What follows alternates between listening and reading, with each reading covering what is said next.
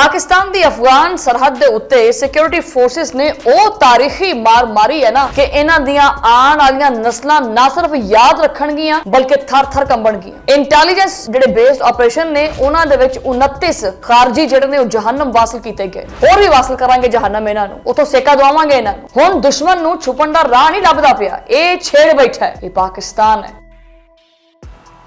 3 मराकज दुरुस्त निशानदेही करके टारगेट किए और मलबे का ढेर बना दिते। इहदे विच एक ही झटके दे विच कई दहशतगर्द जहन्नम वासल होए। सारिਆਂ ਨੂੰ पता है ये डोरा कौन चलांदा पिया, ये डोरियां कित्थों हिलदियां पईयां ने, सारा कुछ सामने आ चुकिया। जिहड़ा उदों तक जारी रहेगा जदों तक पाकिस्तान दे विच ये गैर मुल्की पैसा और गैर मुल्की सरपरस्ती जिहड़ी है ये सफाए हस्ती तो मिट नहीं जाती।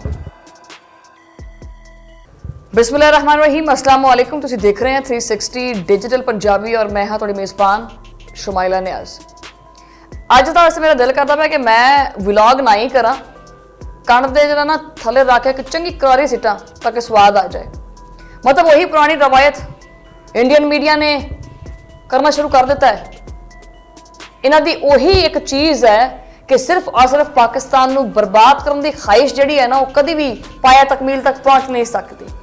और मैं तो इत्थे चीज़ कहना चाहांगी कि भी आखिर कदों तक ये जदों भी चाहणगे वो पाकिस्तान दे विच इस तरह दी कार्रवाइयां करते रहणगे। अज दा व्लॉग शुरू करते हैं। कदों तक ये साडी जमीन दे उत्ते जिहड़ा ये लहू है ये बहांदे रहणगे। जनाबे वाला हुण सबर नहीं किया जा सकता, इन्हां नूं मूंह तोड़ जवाब देना चाहिए। पाकिस्तान की अफगान सरहद के उत्ते सिक्योरिटी फोर्सेस ने वो तारीखी मार मारी है ना कि इन्हां दियां आने वाली नस्लां ना सिर्फ याद रखणगियां बल्कि थर थर कंबणगियां। इंटैलीजेंस जिहड़े बेस्ड ऑपरेशन ने उन्हां दे विच 29 खारजी जिहड़े ने जहन्नम वासल कीते गए, होर भी वासल करांगे जहन्नम इन्हां नूं, उथों सेका दवावांगे इन्हां नूं।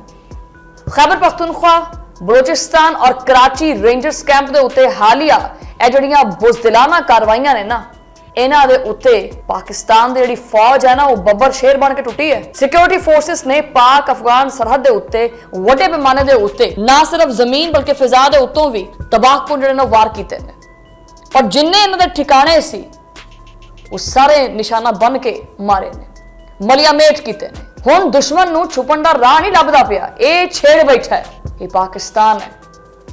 जिथे जो बंदा मैं पहले भी किया सी कि माड़ी जी अख भी इदा चकेगा ना तो वो अखां कढ़ना जानते हैं असीं। इन्हां दे नापाक इरादे कभी पूरे नहीं हो सकते।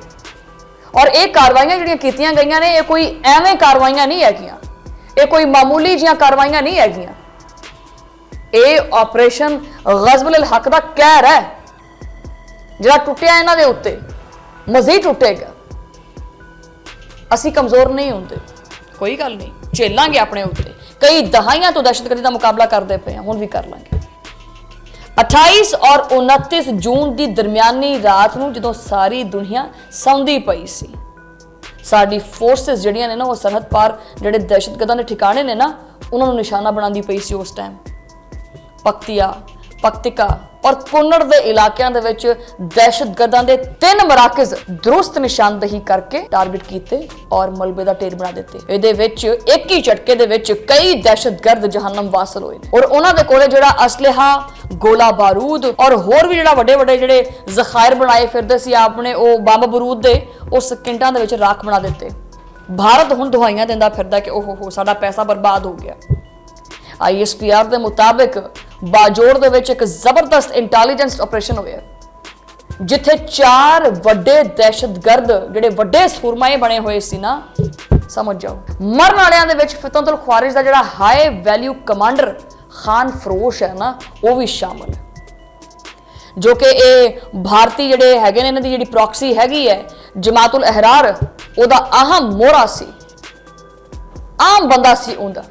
ਉਹਦੇ ਨਾਲ 3 होर ਜਿਹੜੇ ख्वारिज ने वो भी अंजाम ਨੂੰ पहुंच गए। ਹੁਣ ਤਾਂ ਕੋਈ शक बाकी नहीं ना रह गया। ਤੁਸੀਂ ਕੀ ਸਮਝਦੇ ਆ ਵੀ ਇੱਥੇ ਜਿੱਦਾਂ ਮਰਜ਼ੀ ਕਰ ਲੋਗੇ, ਕੋਈ ਪੁੱਛਣ ਦੱਸਣ ਵਾਲਾ ਨਹੀਂ ਹੈਗਾ। ਉੜਦੀ ਚਿੜੀ ਤੇ ਪਰ ਗਿਣ ਲੈਂਦੇ ਅਸੀਂ।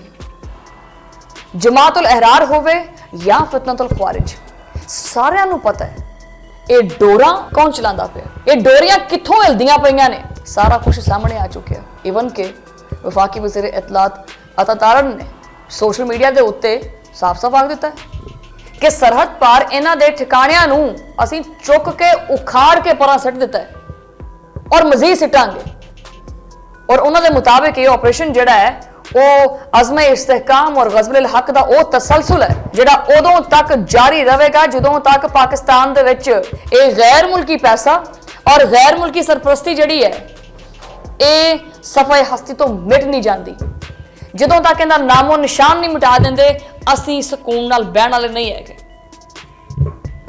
पाक फौज ने इस गल का तहैया किया है कि खैबर पख्तूनख्वा बलूचिस्तान और कराची के हमलों का ऐसा भरपूर जवाब दिता जाएगा कि दुश्मन दियां नस्लां याद रखणगियां, बल्कि उन्होंने दुश्मनों दियां नस्लां दी जिहड़ियां रूहां ने ना वो भी थर थर कंबणगियां। ये गैर मुल्की सरपरस्ती ये हुण ज्यादा दिन चल नहीं सकती। पाकिस्तान अपने दफा दे विच बहुत अगे निकल चुके हैं, तो लिहाजा उल्टी गिनती गिनना शुरू कर दिओ।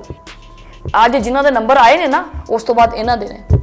फिर ये सारे इकट्ठे होकर पुछदे ने कि तुसीं इल्जाम को लाने जनाब भारत दे उत्ते, सबूत की है? सबूत की है? सबूत कराची रेंजर्स कैंप दे उत्ते हमले विच मुलव्वस जिहड़ा ये दहशतगर्द उस्मान है ना उन्हें दस्सिया सबूत। इस गिरफ्तार अफगान दहशतगर्द ने ओ इंकशाफात कीते ने कि काबुल इंतजामिया कहंदी ओहो हो इसने तो बचने का रास्ता ही नहीं छोड़ा। उस्मान ये क्या किया तुमने मेरे साथ? उस्मान अली ने इतराफ किया है कि अफगानिस्तान के इलाके जलालाबाद तो पाकिस्तान विच वड़िया सी और उस तो बाद जनाबे वाला 3 होर दहशतगर्द अब्दुल हादी, जनान और उमर फारूक वो भी शामिल सी। बहरहाल ये उस्मान जिहड़ा है ये भी रेंजर की गोली का निशाना बने। दहशतगर्द उस्मान जिहड़ा है इन्हें वड्डा इंकशाफ तो यह किया है, वो इंकशाफ यह है कि इहदा ताल्लुक जिहड़ा है ये जिहड़ी भारतीय प्रॉक्सी हैगी है इत्थे जमातुल अहरार जिहड़ी है उहदे नाल है। इन्हां दहशतगर्दां नूं अफगानिस्तान की धरती के उत्ते खुद कुछ जैकेट बनाउण वास्ते और हमले करन वास्ते बकायदा तौर पर ट्रेनिंग दी जाती है और इन्हां नूं ट्रेनिंग देण वाला उमर कारी नामी दहशतगर्द है। कराची आने तो पहले जिहड़ा ना वो इन्हां वास्ते अफगानिस्तान तो ही सारे जिहड़े फंड्स ने और जिन्ने भी इंतजामात ने वो मुकम्मल किए गए सी। और जनाबे वाला अगे सुन लो, उस्मान ने यह गल भी की है।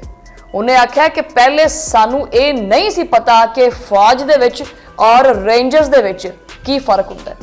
सानू तो सिर्फ इत्थे आके ये दस्सिया कि भी ये सारे ही जिहड़ा ना काफर ने, ये इस्लाम है जिहड़ा इन्हां नूं सिखाया जाता है, ये ब्रेन वॉश है जिहड़ा कीता जाता है। दहशतगर्द ये एतराफ दसदा है कि अबूरी अफगान तालिबान हुकूमत जिहड़ी है दौर दे विच अफगानिस्तान की सरजमीन पाकिस्तान के खिलाफ पहले तो जरा ढकी छुपी इस्तेमाल होंदी सी ना, इन्हां दे दौर दे विच एक सरेआम सरजमीन इस्तेमाल होंदी है पाकिस्तान के खिलाफ। सिक्योरिटी फोर्सिस ने कई बारी अफगान तालिबान नूं आख्या है कि बाजो बाजो बाजो हजे भी टाइम है, सबूत भी दिते ने कि आ गोल खिलांदे फिरदे तुसीं, लेकिन नहीं। काबुल रजीम जड़ी है उन्हें हमेशा हर चीज़ दे विच गैर संजीदगी दिखाई है। भारतीय फौज का रिटायर्ड कर्नल जड़ा है राजेश उन्हें खुद इस चीज़ का इतराफ किया कि अफगानिस्तान दे विच सरगर्म इन्हां दहशतगर्दां नूं भारत और इजराइल मुकम्मल तौर पर सारी सपोर्ट दिंदा है, पूरा बैकअप दिंदा है भारत और इजराइल। और अज यही भारत और इजराइल कला होकर बैठा है। भारत और अफगानिस्तान लंबे अरसे तो ये जिहड़ियां प्रॉक्सीज बनाईयां हुईयां ने ना इन्हां दे जरिए मासूम पाकिस्तानियों का खून बहांदा है। बहरहाल पाकिस्तान दे विच जो दहशतगर्दी हुंदी पई है, बल्कि पाकिस्तान की पूरे खिते दे विच जो दहशतगर्दी हुंदी पई है उहदियां कड़ियां मिला के देख लो तो उन्हां विच तुहानूं मिलेगा भारत और इजराइल। फंडिंग कित्थों हुंदी है? अगर भारत कोलों। ये असले की सपोर्ट कित्थों हुंदी है? इजराइल तो। कराची रेंजर्स कैंप के उत्ते हमला भी इसी कड़ी का हिस्सा है। और जो फिर असीं जवाब दिता ना तो फिर कहते हैं हाय असी लुट गए, बर्बाद हो गए, हम ऑपरेशन सिंदूर शुरू करने लगे हैं। जो असी जवाब देवांगे और ये बुजदिलाना कार्रवाइयां क्यों करते हैं, रेंजर्स के कैंप के उत्ते बुजदिलाना कार्रवाई क्यों करते हैं, सामने तो आना। फिर बहरहाल सामने आने चुका तो है नहीं क्योंकि नक ही नहीं रहा, टुट गया। ये जिहड़े दहशतगर्द जहन्नम वासल किए है, ये जिहड़े मजीद इस तरह दी कार्रवाइयां सोच के बैठे अपने दिमागां दे विच, उन्हां दा भी यही हाल होएगा। पिछले कुछ सालों तो जारी जिहड़ी दहशतगर्दी है उहदे विच कोई शक नहीं है कि साड़ी सिक्योरिटी फोर्सिस ने बड़ा काबू पाया, बड़ियां जाना दे नज़ारे भी पेश किए, साढ़े जवान शहीद होए, साढ़े सीने चौड़े है, साढ़े हौसले जड़े ना वो नहीं ठंडे होंगे, साढ़ा आज़म बड़ा मजबूत है, साढ़े जवान पाक फौज जी हैगी है वो हर वक्त तैयार है अपने वतन का दफा करने वास्ते। लेकिन जो ये जड़े गिदड़ भजते हैं ना, फिर ये शहर का रुख कर लेंगे है और ये शिकस्त इन्हों का मुकद्दर बन जाती है। बहरहाल व्लॉग जो ना लंबा हो जाता है, इस तरह दी कार्रवाइयां करके दुश्मन कभी भी कामयाब नहीं हो सकता। सानू तकलीफ जरूर होंगी है, साढ़े शहरियों का खून जरूर बहता है, लेकिन साड़ा हौसला वो कभी भी नहीं मरता हैगा। लेकिन ये शवाहिद काफ़ी ने दुनिया दी अखां खोलन वास्ते कि दहशतगर्दाना कार्रवाइयां कौन करता है। पाकिस्तान जिंदाबाद, पाकिस्तान आर्मी जिंदाबाद, अल्लाह ने के पान।